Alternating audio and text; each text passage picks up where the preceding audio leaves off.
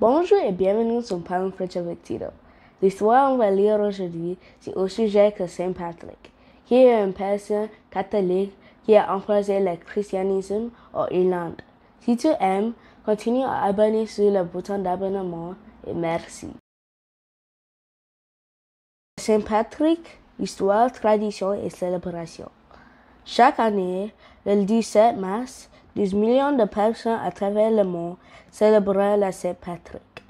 Cette fête, à l'origine religieuse, est devenue un événement culturel majeur, en particulier en Irlande et dans les communautés irlandaises à travers le monde.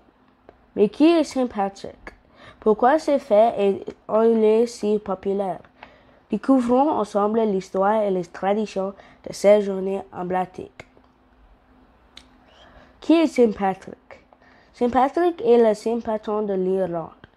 Né à la fin du IVe siècle et en Grande-Bretagne, il aurait été enlevé par des pirates irlandais à l'âge de 16 ans et vendu comme un esclave en Irlande. Après plusieurs années de captivité, il aurait réussi à échapper et serait retourné dans son pays natal. Cependant, il aurait reçu un appel divin l'invitant à revenir en Irlande pour convertir la population au christianisme. Il aurait alors consacré sa vie à la diffusion de la foi chrétienne sur l'île. Selon la légende, Saint Patrick aurait utilisé une trèfle pour expliquer le concept de Sainte Trinité, le Père, le Fils et le Saint-Esprit. C'est pourquoi le trèfle est devenu un symbole fort de cette fête.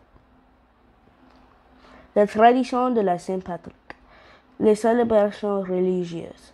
À l'origine, la Saint Patrick était une fête religieuse en Irlande, marquée par des messes en l'honneur du fête, et aujourd'hui encore beaucoup d'Irlandais assistant à des offices religieux le 17 mars, bien que les fêtes sont devenues largement séculaires dans de nombreux endroits. Le défi est festif. Les premières grandes célébrations de la Saint Patrick ont eu lieu dehors de l'Irlande, notamment aux États-Unis, où les immigrants irlandais ont popularisé cette fête. La première parade a eu lieu en 1737 à Boston, suivie par celle de New York en 1762. Aujourd'hui, des défilés spectaculaires sont organisés à Dublin, New York, Chicago et d'autres grandes villes du monde. Les rues se remplissent des personnes habillées en vert, en couleur emblématique de l'Irlande et des mouvements nationalisés irlandais. Beaucoup portant des chapeaux de léprechauns, créatures de folklore irlandais, ou de maquillage vert et blanc. Le bière vert est la gastronomie irlandaise.